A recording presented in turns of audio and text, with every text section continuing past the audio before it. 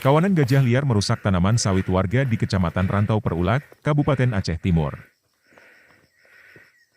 Kawanan gajah liar tersebut telah berada di area perkebunan warga selama 2 hari. Akibatnya sejumlah tanaman sawit dirusak hewan berbadan besar itu. Saat ini sejumlah warga setempat dikerahkan untuk mengusir gajah yang masih berkeliaran di area perkebunan warga. Gajah sudah masuk 2 malam yang sudah, kira-kira ada 20 ekor. Semua sawit masyarakat habis diublak-abrik semua.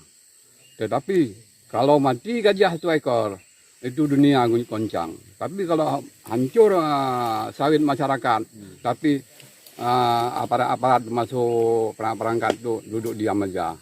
Jadi kapan kami masyarakat untuk bangkit? Ini sedangkan ini sudah buah pasir, sudah 3 tahun kami bertahan, sudah diobrak-abrik oleh gajah.